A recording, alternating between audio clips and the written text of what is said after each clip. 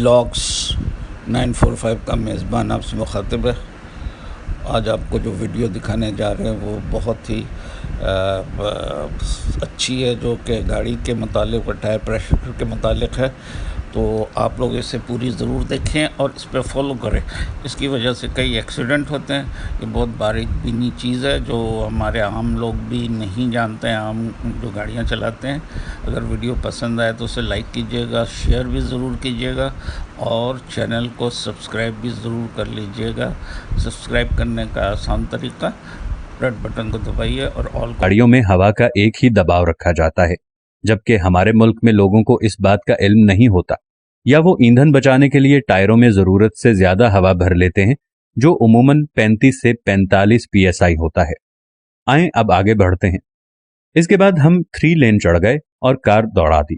کار کی رفتار 120 سے 140 کلومیٹر فی گھنٹہ رکھی گئی۔ 2 گھنٹے تک اتنی تیز رفتاری سے گاڑی چلانے کے بعد ہم اسلام آباد کے قریب پہنچ گئے۔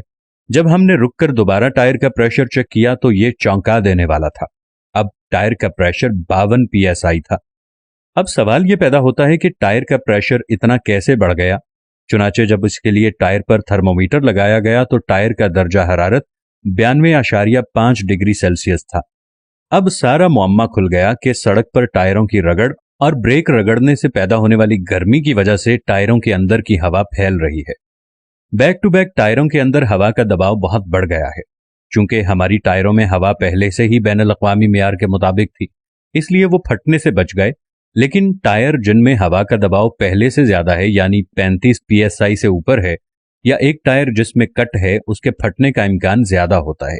اس لیے اپنے ٹائر پریشر کو ہمیشہ چیک کرتے رہیں۔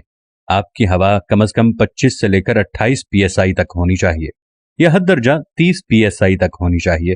اس سے زیادہ ہوا آپ کو نقصان دے سکتی ہے، کیونکہ موٹر وے پر اس گرمی کے موسم میں 2-2.5 گھنٹے کے سفر سے آپ کے ٹائر کی ہوا بہت زیادہ پھیل سکتی ہے، اور جس سے کمزور ٹائر کے پھٹنے کا اندیشہ ہوتا ہے۔ اپنے تمام دوستوں کو اس ویڈیو کے بارے میں ضرور بتائیے، تاکہ آپ کی یا میری کاوش سے کسی کی زندگی بچ جائے تو اس کا ثواب آپ کو قیامت تک ملتا رہے گا۔